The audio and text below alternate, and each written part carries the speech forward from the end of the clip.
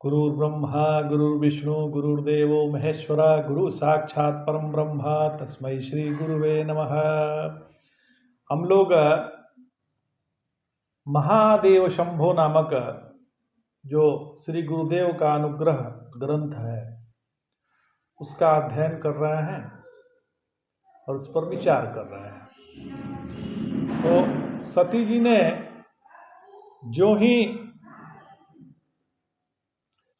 ने जो ही विष्णु को संबोधित करते हुए कहती हैं कि देवर जी, जब सदाशिव ने आप ही को यह दायित्व दे दिया कि मेरी जिज्ञासा आप ही शांत करें, तो कृपा करके आप ही हमारी जिज्ञासा को शांत करिए ना, कि आखिर यह मंद मीठी वायु जो ये कैलाश पे आ रही है, ये कहाँ से आ रही है, कहाँ से ये प्रवाहित है, आप ही बता दीजिए। तो विष्णु जी ने कहा कि हे महादेवी, बात यह है कि यहाँ जो कुछ, यहाँ से थोड़ी दूर पर ऊपर देवताओं का नंदन कानन वन है। वहाँ पर भांति भांति के फल से लदे हुए वृक्ष हैं और भांति भांति के सुगंधित पुष्प वाले वृक्ष हैं। फलों से लदे वृक्ष जो है बहुत सुंदर फल को देने वाले हैं, और वहाँ पे जो फूलों वाले जो वृक्ष हैं वो भी बहुत ही सुंदर फूलों वाले वृक्ष हैं, अति सुगंधित, जिससे सुगंध की वर्षा होती है। तो नैसर्गिक पुष्पों की सुगंध से बोझिल यह पवन सचमुच मन प्राणों को पुलकित कर देता है। तो सती जी ने कहा कि तब तो मैं इस नंद कानन को देखना चाहती हूँ, तो समीप से इसके फल पुष्प बोझिल वृक्षों का अवलोकन करना चाहूंगी, सती जी ने कहा। तो विष्णु जी ने कहा कि यह कौन कठिन कार्य है, जब भी आप चाहेंगी सदाशिव आपको अपने वाहन पर बैठाकर नंद कानन की परिक्रमा करा ले आएंगे, परिभ्रमण करा लाएंगे। क्यों योगी राज, आप क्या कहते हैं? तो सदाशिव बोले कि आ गई ना वही समस्या जिसका मैं उल्लेख कर रहा था। तो विष्णु ने पूछा कि भाभी जी का यह प्रस्ताव आपको क्या समस्या लेकर आई है और किधर से समस्या लग रही है? तो शिव जी ने पूछा कि मैं एक बात कहूं? तो विष्णु जी ने कहा कि आदेश दीजिए। तो आप ही अपने गरुड़ पर बैठाकर अपनी भाभी जी को नंद कानन घुमा लाइए। मेरे बूढ़े बैल की सवारी करना इनको समान के विरुद्ध हो सकता है लगे। तो विष्णु जी ने कहा कि आप तो भाभी जी को घुमाना नहीं चाहते और वाहन का बहाना बना रहे हैं। वृद्ध जो है लेकिन उसकी आंतरिक शक्ति कल्पना से बाहर है, अथवा वह योगी राज के भार का वहन कदापि नहीं कर सकता क्या? इससे अतिरिक्त आप तो इच्छा शक्ति के धनी हैं। आपके चाहने मात्र से यह वृद्ध वृषभ क्षण मात्र में युवा हो जाएगा, और तब तो इस पर सवारी करने में भाभी जी के सम्मान को चोट तो नहीं पहुंचेगी। तो शिव जी ने कहा कि अच्छा, यही मान लीजिए कि मैं बहाना बना रहा हूं, पर उस बहाने का भी कोई कारण है। तो विष्णु जी ने कहा क्या कारण है, आप हमें बतलाइए। तो हाँ, मुझे बताने में कोई आपत्ति नहीं है। तो विष्णु जी ने कहा कि तो बताने की कृपा करिए। तो शिव जी ने कहा बात इसी वाहन से संबंधित नहीं है, और वह आपको अच्छी तरह पता है। आपके कहने पर ही इंद्र अपना ऐरावत हाथी लेकर आए थे, और मैं अपने विवाह के समय उसी पर सवार हो बारात जाऊं, क्योंकि बूढ़े बैल पर जाना सुंदर नहीं लगता, इसलिए आपने इंद्र को मेरे यहाँ ऐरावत लेके भेजा था। और मैंने इंद्र को उसकी धृष्टता के लिए बुरी तरह डांट दिया और वे आहत मन से यहाँ से चले गए। तब से इंद्र हमसे खार खाए मतलब ईर्ष्या किए बैठे हैं। नंदन कानन उनके देवराज होने के कारण उनके अंदर ही आता है, अतः मैं वहां किसी स्थिति में जाने का इच्छुक नहीं हूं। शिव स्थिति पर पूरी तरह प्रकाश डालकर यह बात कहे। तो विष्णु जी ने कहा कि आपका ऐसा सोचना गलत है। तो उन्होंने कहा क्यों? तो विष्णु जी ने कहा कि आप ठहरे देवाधिदेव महादेव, इंद्र का खार खाकर आपसे बैर थोड़े मोल ले लेंगे। उस समय उन्होंने अपने को जो अपमानित अनुभव किया हो, परंतु वह कभी के सब कुछ भूल बैठे होंगे, वरना वे आपकी बारात में कैसे आते। तो शिव कुछ देर जो है चुप रहे, उन्हें विष्णु के तर्क में दम लगा। तो विष्णु जी ने कहा कि आपका मौन तो बढ़ता जा रहा है और आप मेरे कथन से सहमत हैं कि नहीं हैं? तो शिव जी ने कहा कि अब आपके तर्क को काटना मेरे लिए उचित नहीं होगा। तो विष्णु जी ने कहा कि तो फिर जाइए, भाभी को एक बार नंद कानन घुमा ले आइए। तो महादेव ने कहा कि अच्छा ऐसी बात है, तो हम तीनों मिलकर एक साथ नंद कानन क्यों ना परिक्रमण कर लाएं। हम लोग तीनों मिल के परिक्रमा करने चलेंगे, परिभ्रमण करने चलेंगे। अगर आप मेरा कहना नहीं मानेंगे तो कहिए आपत्ति, भाभी जी से कहलवा दो।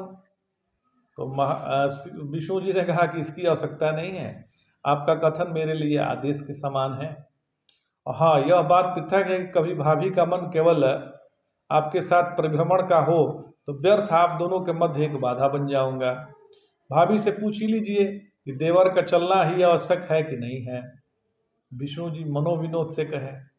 तो शिव जी ने कहा कि सती जो अब तक चुपचाप थी बोल पड़ी कि आप भी कहाँ की बात लेकर बैठ गए देवर जी। हम दोनों तो आपकी संगति से इतने प्रसन्न हैं, इसका वर्णन संभव नहीं है। आप हमारे साथ चलेंगे तो नंद कानन की हमारी यात्रा और मधुर हो जाएगी। ऐसे भी हम दोनों परिभ्रमण पे चले जाएंगे तो आप एकाकी कैलाश पर क्या कीजिएगा। अतः हम लोग कल प्रातः ही वहाँ के लिए प्रस्थान करेंगे। तो मेरा तो यही प्रस्ताव है। तो विष्णु जी ने कहा कि मैंने आपका प्रस्ताव मान लिया, अब आप सदाशिव जी से पूछिए कि ब्रह्म मुहूर्त में तैयार हो जाएंगे अथवा अपनी समाधि में लीन रहेंगे।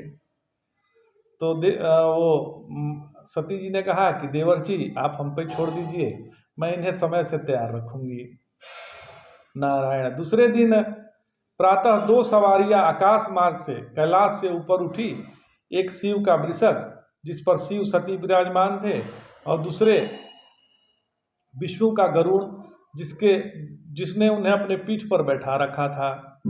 शिव ने सचमुच अपनी इच्छा शक्ति से अपने वृद्ध वाहन को एक आकर्षक वृषभ के रूप में परिवर्तित कर लिया था और सती उस पर बैठकर उन्हें ऐसा प्रतीत होता था जैसे कि वे किसी अश्व पे आसीन है।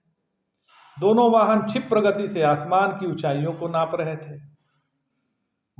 थे।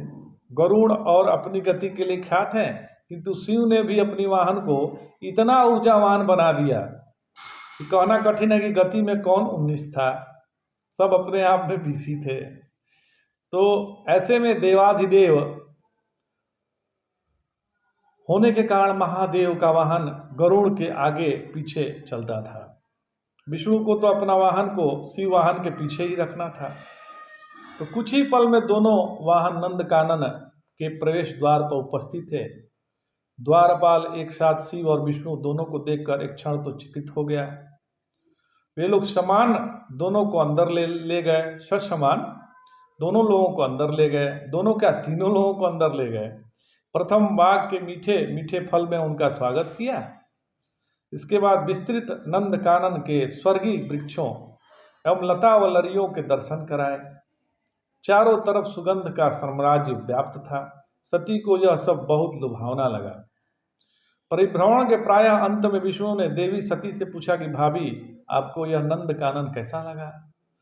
तो सती ने कहा कि असुंदर, अति सुंदर, वर्णातीत, जिसका वर्णन नहीं किया जा सकता। मुझे तो उम्मीद ही नहीं थी कि विश्व ब्रह्मांड में इतना सुंदर एवं आकर्षक स्थान भी होगा। इसका आकर्षण तो आपके लिए, शिव ने कहा कि इसका आकर्षण तो आपके लिए एक और कारण से बढ़ गया। किस कारण से? तो सती जी उनकी मुस्कुराहट के रहस्य को समझ नहीं पाई और बोल पड़ी कि किस कारण की बात आप कर रहे हैं। तो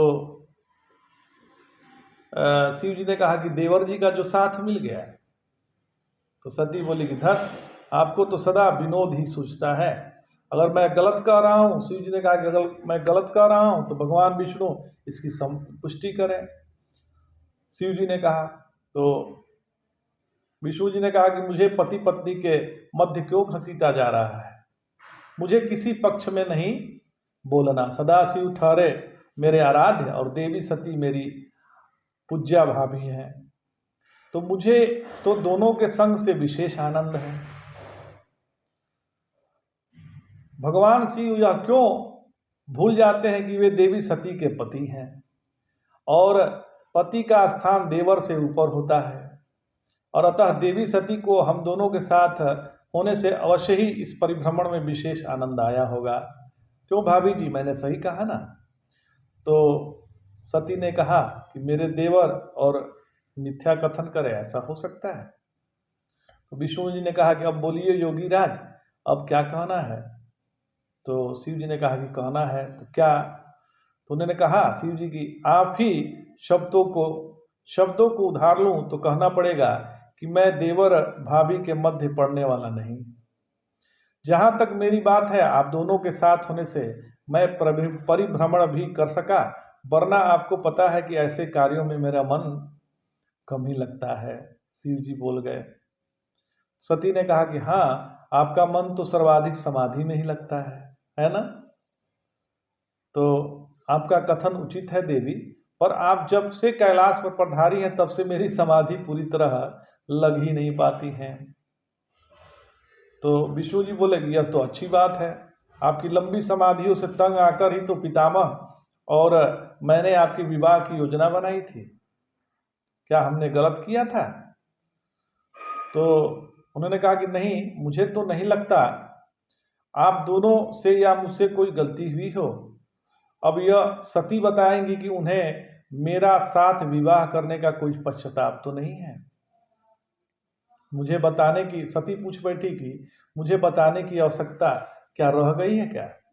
तो उन्होंने कहा क्यों? तो सती ने कहा यदि आपसे विवाह कर हमें पश्चातापग्रस्त की संभावना दिखाई पड़ती तो क्या मैं आपको पति रूप में प्राप्त करने के लिए कठिन तपस्या करती?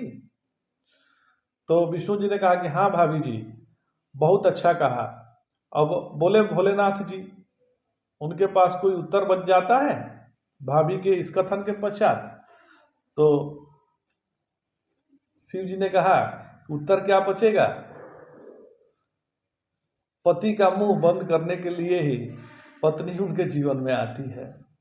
तो इस पर भगवान विष्णु खिलखिलाकर हंस पड़े और उनकी इस हंसी पर नंद कानन की सुंदर पुष्प भी ईर्ष्या के आखेट हो गई। अब आज इतना ही, आगे कल जो है सत्संग होगा। जय जय शंकर, हर हर शंकर।